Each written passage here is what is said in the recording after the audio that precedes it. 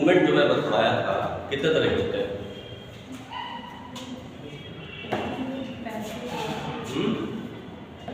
किसने बोला? पैसिव और हाँ, एक्टिव क्या होता है?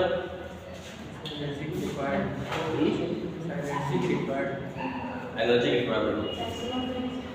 आप बताइए।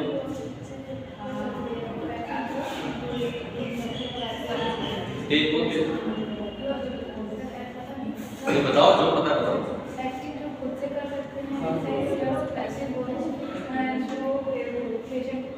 किसी के द्वारा करवाएंगे, ठीक है। एक्टिव मतलब जो आप अपने आप सेल्फ कर रहे हो। पैसिव क्या होती है? जो किसी के द्वारा करवाएंगे, चाहे कोई फिजियोथेरेपिस्ट करा रहा हो, ठीक है, या कोई मशीनरी कर रही है, रोबोटिक है, वो भी पैसिव होगा। तो जो भी करवाई जा रही एक्सरसाइज वो भी पैसिव, जो आप खुद कर रहे हो एक्टिव। एक्टिव कितने टाइप के होते हैं? एक्टिव एक्सरसाइज आपको कितने टाइप के होते हैं?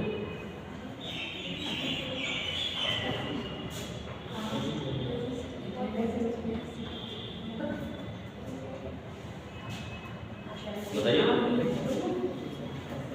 कितने टाइप की होती है एक्टिव एक्सरसाइज? अगर आप कोई कर रहा है, पेशेंट को करवा रहे हो, किसी पेशेंट का बोला एक्टिव एक्सरसाइज तो कितने तरह से करा सकते हो? क्या क्या ऐसे तरीके होते हैं?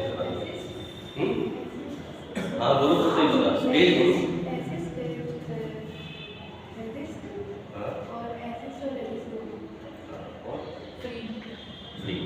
ठीक है ना? क्या समझ रहे हो? तेज बता फिर करेंगे फिर से, सुने नहीं तो सही बताया था। वही बताओ एक्टिव एक्सरसाइज कितने तरह की होती है? शक्ति बता रही है। 4 तरह की होती है, असिस्ट, रेजिस्ट और असिस्ट, रेजिस्ट और फ्री। ठीक है, रेजिस्ट, फ्री और दोनों रेजिस्ट होते हैं। ठीक है। आपको एक्सप्लेन कौन करेगा? फ्री एक्सरसाइज क्या होती है? फ्री एक्टिव जैसे 4 प्रकार है, 4 बताइए।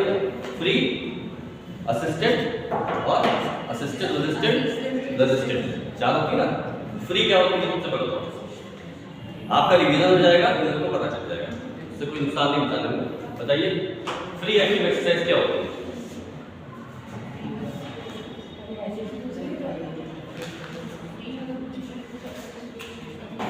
बताइए फ्री एक्टिव एक्सरसाइज क्या होती है?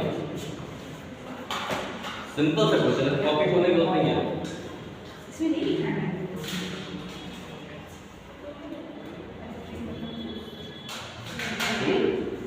तो जिसमें असिस्ट की जरूरत पड़ी है, मतलब कि नॉर्मली करना है। सिंपल सी बात है। फ्री मतलब इसमें कोई रेजिस्टेंस, जब आप हाथ उठा रहे हैं, ये फ्री एक्टिव एक्सरसाइज, ठीक है। उसके बाद आता है क्या? Active assisted. पहला होता है फ्री जिसमें आप खुद मूवमेंट कर रहे हो, दूसरा होता है एक्टिव असिस्टेड। सेकंड इसका क्या होगा? असिस्टेंस की हमें जरूरत पड़ती है। लाइक एग्जांपल जैसे कि हमें कोई ट्रेनर है, हाँ। वो हमें बता रहा है, मतलब उसके द्वारा करवाया ठीक जाता है। जैसे आप जिम में कोई एक्सरसाइज कर रहे हो, कोई हैवी वेट उठा रहे हो, तो उसमें आप नहीं उठा पा रहे हो, तो कोई असिस्ट कर रहा है आपको, कोच, वो हो गया आपकी एक्टिव असिस्टेड। या पेशेंट आप मान लीजिए आपको लेटा हुआ है, ठीक है, पेशेंट इतना कर सकता है, थोड़ा आप उठा पा रहा है पर इसके ऊपर नहीं ले जाता, तो आप क्या किया? आपने हल्का सा असिस्ट कर दिया। तो एक्टिव कर रहा है खुद, साथ में आपने असिस्ट कर दिया, ये हो गई एक्टिव असिस्टेड, ठीक है। तीसरी कौन सी है? Active assisted resisted. इसमें क्या करेंगे?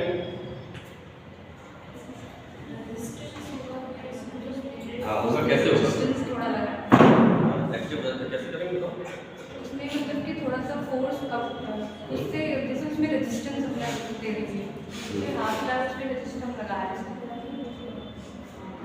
जिम में वो मशीन नहीं होती है पैर वो वाली, और उस वजह से वो रेजिस्टेंस है और तो असिस्ट क्या करता है?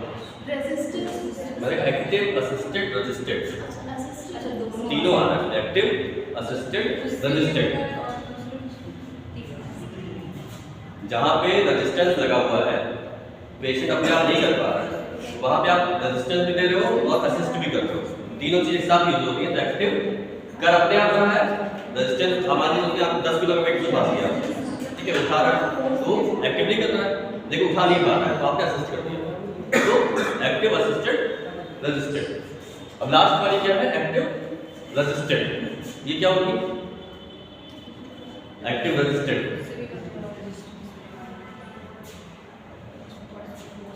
थोड़ा सा कॉमन सेंस बताओगे, बहुत सिंपल सा है एक्टिव रेजिस्टेड।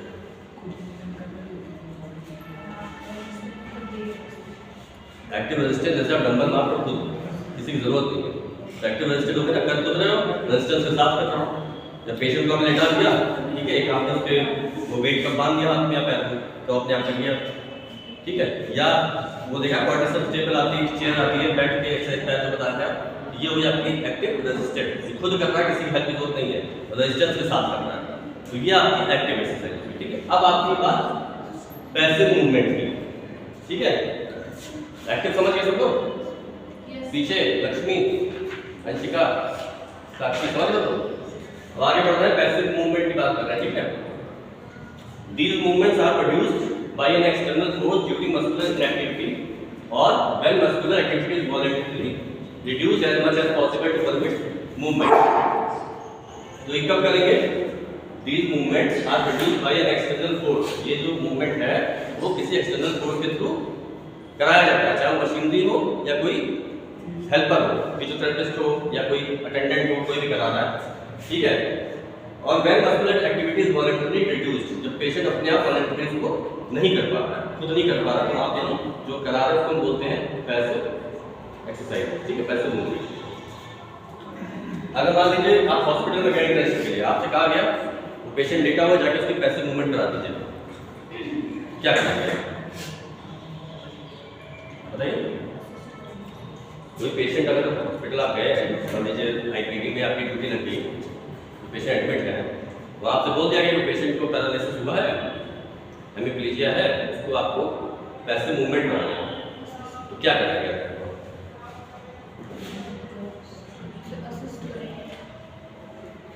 करवाएंगे एक्सरसाइज। असिस्ट कैसे करोगे? पैरालिसिस हुआ है, तो कुछ भी नहीं है, पैसिव मूवमेंट करा दोगे, कैसे कराओगे? बताओ। तो हाथ में कुछ काम नहीं कर सकते। सिंपल सा है, जब पैरालिसिस हुआ है कोई मूवमेंट नहीं है, ठीक है, लेफ्ट साइड वाला पैरालाइज है, हाथ पैर कुछ नहीं चल रहा है, पैसिव मूवमेंट कराएंगे ताकि आप मतलब कि उसके सारे जॉइंट्स की खुद आप एक्सरसाइज कराएंगे मैनुअली, ठीक है। आप उसको पूरा चलाएंगे, वो कुछ नहीं करना, तो हाथ कैसे पड़ा हुआ है, हाथ हिला भी नहीं सकता है, तो आपको कहता है फिंगर्स की मूवमेंट कराना है, चेस्ट का कराना है, ये कराना है, एल्बो का कराना है, सारे जॉइंट्स से आपको मूवमेंट कराना है। जितनी रेंज आपको पता है ना, फुल रेंज ऑफ मोशन पता है सबके, उसके अकॉर्डिंग आपको एक्सरसाइज करानी है।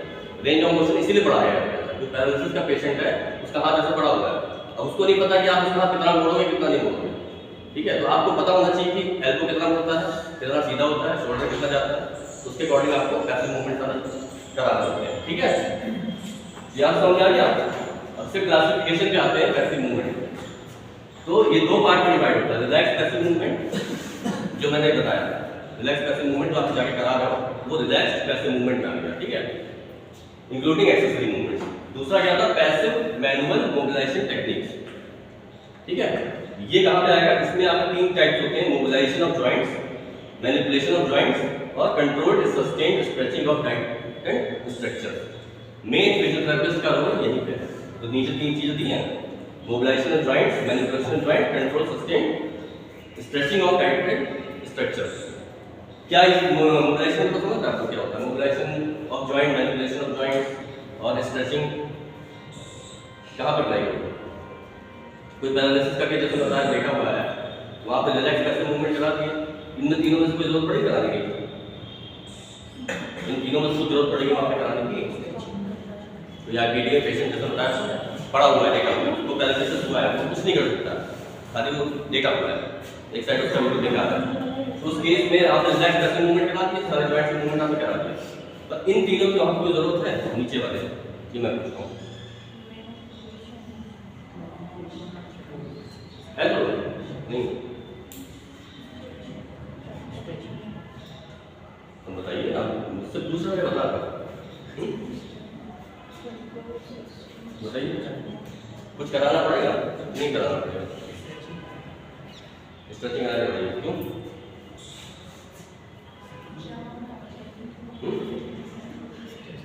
अगर आप पैसे मूवमेंट करा तो भी जाम नहीं होगा। अगर पैसे मूवमेंट आप फुल रेंज पे करा रहे हो तो जाम कैसे हो जाएगा?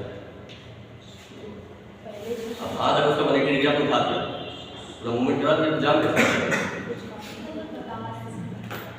नहीं तो वही तो ना, स्ट्रेचिंग आपने बताया सही जवाब है, स्ट्रेचिंग यूज होती है, पर किस केस में यूज होगी आपने बताया,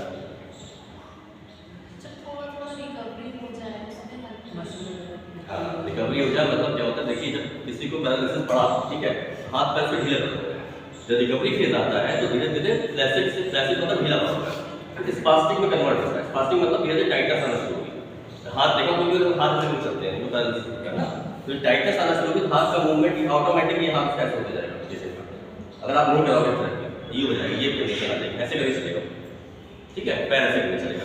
कभी देखा होगा सबसे पैरालिसिस लोग चलते हैं जिनको कोई थेरेपी या कुछ नहीं मिला होगा, तो इसको आपको करेक्ट करना है, ठीक है। जब रिकवरी फेज आया उस कंडीशन में मान लीजिए आप, मैंने ये बोला पेशेंट डेटा होता है, मैंने ये तो नहीं कहा कि फर्स्ट डे पेशेंट का या 15 दिन के बाद या महीने भर के बाद। अगर पेशेंट का हफ्ता से 15 दिन बीत चुका है तो उसके टाइटनेस शुरू हो गई, वहाँ पर पैसिव मूवमेंट आप कराओगे, साथ में स्ट्रेचिंग भी कराओगे, क्योंकि इसको आपको बचाना है। स्ट्रेच कराओगे तभी हाथ ऐसे बचेगा, वरना ये धीरे धीरे टाइट हो जाएगा, ठीक है। ये तो वैसे ही हो गया ना, जैसे कोमा में कोई पेशेंट है उसके साथ भी यही करना है, ये करना होगा तो वहाँ भी आपको बचाना है।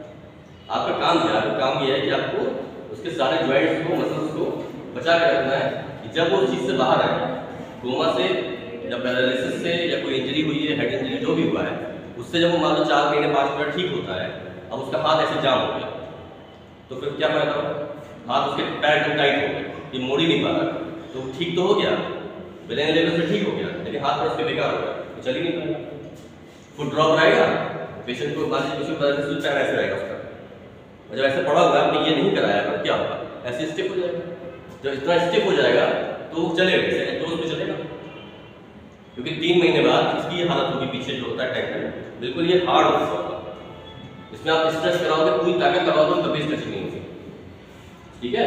तो उसको बचाने के लिए हम लोग को डे 1 से फिजियोथेरेपी करानी है। तो कई बार क्वेश्चन लोग करते हैं कि भैया एक तो वैसे बेचारा पड़ा हुआ है, आप आगे आओ, उसको परेशान कर दो, हाथ पर चला पेशेंट के अटेंडेंट बोलते हैं इस बात में, तो आपको ये बात जवाब देनी है कि हम किस लिए करा रहे हैं कि अभी 3 महीने बाद ये पेशेंट उठेगा आपका तो किसी लायक नहीं रहेगा, ठीक तो हो जाएगा, ब्रेन लेवल ठीक हो जाएगा, लेकिन हाथ पैर के बेकार हो चुके होंगे, ठीक है। मेरे पास एक केस आया था, उनको कार्डियक अरेस्ट हुआ, वो एक्सीडेंट हुआ था, तो एक्सीडेंट से बच गए वो, लेकिन जब वो आईसीयू में गए तो आईसीयू में उनको जब उन्होंने देखा था इंस्ट्रूमेंट लगा हुआ उनको, उसको देख के उनको कार्डियक अरेस्ट हो गया। कार्डियक अरेस्ट हुआ, ब्रेन का असर आया, ऑक्सीजन कुछ सेकंड्स में ब्रेन में सप्लाई नहीं हुई, ठीक है, तो वहाँ पे वो पैरालाइज्ड हो गए, उनके चारों हाथ करके कहा और 4 महीने तक वो आईसीयू में रहे। अब उस आईसीयू में जिसने क्या कराया ये नहीं पता, क्योंकि जब उससे बाहर आया तो ठीक हुए। जब मुझे वो केस मिला तो करीब 6 महीने के बाद उनके हाथ ऐसे हैं, ठीक है, एक अगर उसको टच करते तो उनकी चीख नहीं होती थी, सब स्टिफ हो चुका था, बिल्कुल बुरी तरह से स्टिफ, मतलब ताकत का सिक होती थी, शायद या फ्रैक्चर हो जाए, और ये खाली तो सारे जॉइंट्स का पैर ऐसे टेढ़ा हो चुका था। तो ये चीज़ बचानी है हम लोगों को, तो आपको यही बताना है कि हम लोग इसलिए करा रहे हैं कि जब 4 महीने बाद 6 महीने ठीक होंगे तो इनको कोई दिक्कत ना चले, इसीलिए हम लोग फिजियोथेरेपी करा रहे हैं, ठीक है। तो इसलिए मैं आपको एक्सप्लेन कर रहा हूँ कि आपको पता होना चाहिए, क्योंकि आप आगे इंटरेस्ट में कभी जाओगे तो वहाँ पे जब वहाँ पे पेशेंट होंगे ना, हर तरह के पेशेंट होते हैं, तो उनके क्वेश्चन भी अलग होते हैं, आपसे पूछा शुरू करेंगे तो आप तब कन्फ्यूज हो क्या जवाब है, तो आपको पता होना चाहिए कि आप क्या कर रहे हो, क्यों कर रहे हो, एम क्या है ना। भाई आप 6 महीने बाद छोड़ो, पेशेंट कहेगा कि अभी ठीक हो जाएंगे, होश आ जाएगा, चलने फिरने लगेंगे, तब आप कराइए एक्सरसाइज, अभी क्या फायदा। तो कह देना उस समय कराने का फायदा नहीं है, तब कोई जरूरत ही नहीं रहेगी कराने, ऑलरेडी सब कुछ बेकार हो चुका होगा, ठीक है। अब मोबिलाइजेशन ऑफ जॉइंट्स ये कब कराओगे, ये क्या होता है? जॉइंट मोबिलाइजेशन क्या होता है, कब कराओगे, किस कंडीशन में कराओगे?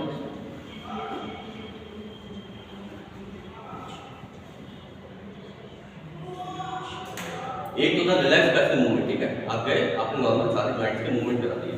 मोबिलाइजेशन में क्या करोगे, कोई पेशेंट आपके पास आया जिसका कंधा जाम है, ठीक है, या आर्थराइटिस है उसके पैरों में, हिप जॉइंट में, नी जॉइंट में, कहीं भी आर्थराइटिस है, वहाँ पे आपको मोबिलाइजेशन टेक्निक लगानी है, मैनिपुलेशन टेक्निक लगानी है, ठीक है। अब कंधा जाम है किसी का, अंदर से बिल्कुल ये है आपका क्लिनोइड कैविटी, ये है हेड ऑफ ह्यूमरस, ठीक है, ये अंदर से बिल्कुल चिपक गया है कैप्सूल। अब आप खाली पैसिव मूवमेंट करा रहे हो, आप पैर को ऐसे हिला रहे हो, ठीक है, क्या होगा, ये चिपका हुआ है, जबरदस्ती कराओगे तो आप कैसे, ये तो घूम नहीं रहा, जाम हो चुका है, कैल्सिफाइड हो चुका है, तब यहाँ पे अगर आप जबरदस्ती कराओगे तो प्रेशर यहाँ आएगा, तो उसको फ्रैक्चर हो जाता है। जबरदस्ती आपने हाथ उठा दिया, यहाँ से दिख ही नहीं रहा कि जाम है, तो यहाँ पर फ्रैक्चर हो जाएगा या नेक ऑफ ये ह्यूमरस आपका चला जाएगा पेशेंट का। तो उस कंडीशन में मोबिलाइजेशन करता है। आप पहले पेशेंट को असेसमेंट करो पूरा, देखिए दिक्कत क्या है, मसल्स लेवल पे है या जॉइंट लेवल पे। खाली मसल अगर आप स्ट्रेच कर रहे हो, खींच रहे हो हाथ करके, उसका हाथ खुल जा रहा है, मतलब कि खाली मसल्स टाइट है, जॉइंट उसका भी जाम नहीं हो रहा है, उसका कंडीशन में स्ट्रेचिंग कराओ तो काम चल जाएगा। लेकिन अगर आपको लगता है कि नहीं जॉइंट स्ट्रेच हो चुका है, कैल्सिफाइड हो चुका है, अंदर उसके स्ट्रक्चर जो है आपस में चिपक चुके हैं, उस कंडीशन में आपको मैनिपुलेशन मोबिलाइजेशन कराना पड़ेगा। ठीक है, मोबिलाइजेशन के आगे चल के पढ़ोगे, अलग ग्रेड होते हैं कैसे कराना टेक्निक। अभी आप खाली समझ लो कितने टाइप का होता है। तो पैसिव मूवमेंट आपके हो गए दो टाइप के, रिलैक्स पैसिव मूवमेंट और पैसिव मैनुअल मोबिलाइजेशन टेक्निक। इसमें आ गया आपका स्ट्रेचिंग, मैनिपुलेशन और मोबिलाइजेशन। यहाँ तक क्लियर है?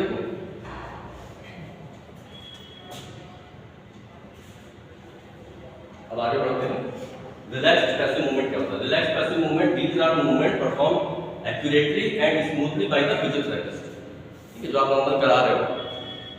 ए knowledge of the anatomy of joint is required. तो सब पता चल गया आपको, यहाँ पे एनाटॉमी जरूरत है जानने की। The movements are perform